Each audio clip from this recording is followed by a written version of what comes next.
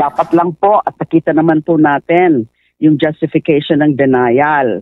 Maganda po, very rational, may basehan kung bakit. Isa-isa ho yung mga naging basehan kung bakit dinenay, lalo na yung pagiging flight risk. Dahil nga mismo yung mga statements, mga public pronouncements, statements ng kanyang pamilya, lalo na again, si Vice President. Yan ang problema kay Vice President. You know, yung, sorry to say this, yung kanyang arrogance. Kasi you know, imagine yung sinabi niya na she's willing, she was actually instigating yung kanilang mga supporters na mag-break out sila.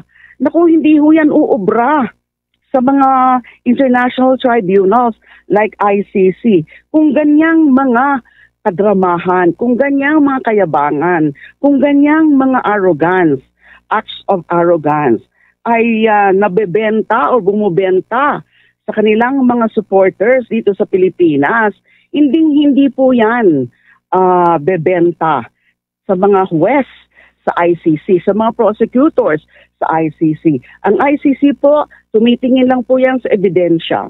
Ang ICC po, tumitingin lang po yan sa batas. Ano yung batas? What is the governing law sa mga proceedings before the court, before the ICC? It's the Rome Statute. Now, the former president has been accused of a very grave crime, and that is crimes against humanity. May mga ebidensya, malalakas na mga ebidensya. Hindi ho basta-basta pumapayag ang ICC na that pending the case, pending the proceedings, ay nagbibigay ng interim release. Kung sa atin ay yung parang bail, di ba? Yung interim release. Dahil nga, tinitingnan lahat.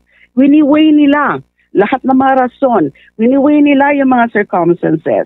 Yung flight risk, lalo na. Tapos, yun na nga, ano yung magiging epekto? Yung sa mga biktima, sa mga pamilya ng mga biktima. Tsaka, the former president and his camp still have the capacity to pressure yung mga witnesses and prospective witnesses.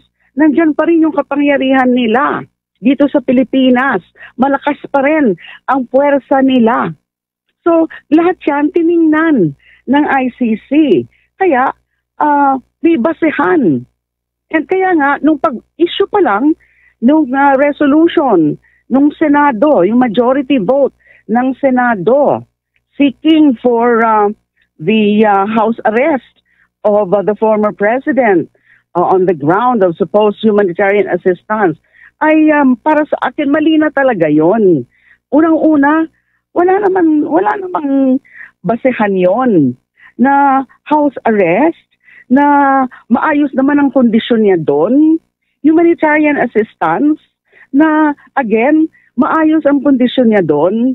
Tapos yung ganyan, naisip ba nila yan? Di ba nila na-consider yung mga libo-libong mga biktima? Na hindi man lang nila silang alang yung mga karapatan nila, na basta na lang mga pinatay without a due process. Right? They keep on invoking now those things, human rights and humanitarian assistance. Pero noon, naisip ba nila lahat yon? So, and then, yun na nga, hindi naman talaga papakinggan ng ICC. Kasi wala na sa atin yun, lalo nang nag-withdraw ng Pilipinas. At sino nag-withdraw? Yung dating Pangulo. So wala na tayong parang, wala na rin tayong any moral standing and even legal standing to ask for anything from ICC.